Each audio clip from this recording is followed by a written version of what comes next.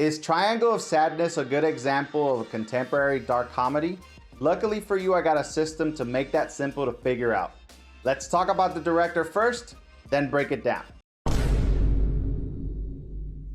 Triangle of Sadness was directed by Ruben Östlund, who's also responsible for a film called The Square.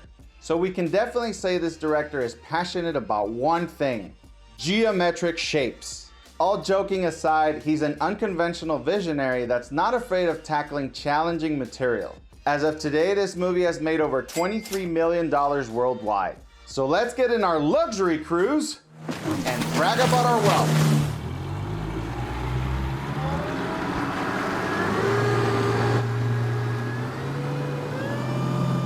Let's use my Waves rating system, which stands for writing, acting, visuals, editing, and sound.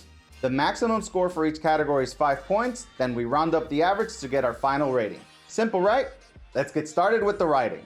Here's the premise. A fashion model couple boards a luxury cruise full of filthy rich people. Things get hectic after a storm forces the guests to jump on a ship and find shelter on a nearby island. This dark comedy does a phenomenal job of criticizing the pretentious lifestyles of the rich and famous, while also showing how quickly social hierarchies can crumble when disaster strikes. It had wonderful character development and cleverly written dialogue, but I will admit, it's not made for everyone. I laughed hysterically, while my wife mostly felt uncomfortable while watching the film. But then again, awkward comedy and dark satire is right up my alley. Overall, the writing was outstanding, so I'm gonna give it a 4. The sails, yeah. Oh. Yeah. Do you think it's possible to wash them? Well, I don't think that's possible, ma'am, because this is a motorized vessel. Yeah. So we don't have any sails. Let's move on to the acting. Starting with our main cast, we have Harris Dickinson and Charlby Dean playing Carl and Yaya. They brilliantly portrayed a young couple of airhead clothing models that embodied everything we hate about modern day influencer culture. Have a little look. Aren't you going to eat the pasta? No, I'm gluten intolerant. It's just for the pictures. She's an influencer. Oh. Okay. We move on to the standout performances of the film, with Slatko Buric and Dolly De Leon playing Dimitri and Abigail. Slatko brought the comedy relief with his over-the-top portrayal of a millionaire who made his fortune selling fertilizer. I sell shit. While Dolly De Leon stole the show with her portrayal of a cleaning lady from the cruise ship whose amazing survival skills made her invaluable when they wound up on the nearby island. In the yacht, toilet manager here. Captain, who am I? You're the captain. Yes. We also had Woody Harrelson making a quick appearance as an alcoholic communist ship captain, but it was very brief. And an American communist. On a $250 million luxury yacht. The supporting cast was filled with various quirky characters that brought a ton of laughs when things started getting out of control. All the performances were top-notch, so I'm gonna give the acting a 4. Let's take a look at the visuals.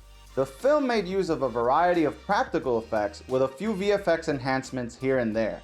Most of the film took place on a luxury yacht and a small island, so the limited sets allowed us to focus on the dynamic characters. This film was a masterclass in lighting. Every scene was beautifully lit, and the color palettes felt like they were pulled directly from consumer magazines. The wardrobe, cinematography, and makeup were also superb.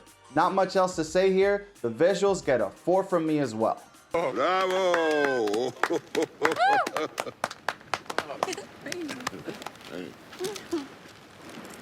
Let's jump to the editing. The pacing of the film was decent, although indulgent at times. I felt like the intro of the film was a bit long considering the lack of importance it ultimately had on the story. This movie had a runtime of almost 2.5 hours, so they could have trimmed some of the fat. They made clever use of Dutch angles to add tension to the boat interior scenes during the storm, and overall shot composition was phenomenal. So I'll keep this brief and give the editing a 3. This is really bad. This is really, really bad. Let's talk about the sounds. The film score was appropriately dramatic and non-intrusive. Meanwhile, the soundtrack was filled with fun tracks that enhanced the comedy when juxtaposed with the severity of the themes of the movie.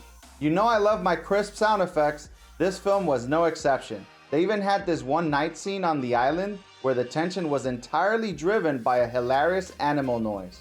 My only gripe here was that at times the dialogue felt like it wasn't properly mic'd, making it hard to understand. So I'm gonna give the sounds a 3.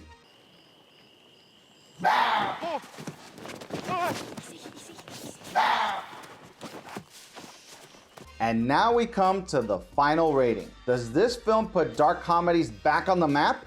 You bet your creepy smile it does. I give Triangle of Sadness a grade score of 4 out of 5. Don't forget to like and subscribe if you enjoyed this content. Stay tuned for more Omni reviews, and as always, keep your mind sharp and your eyes peeled.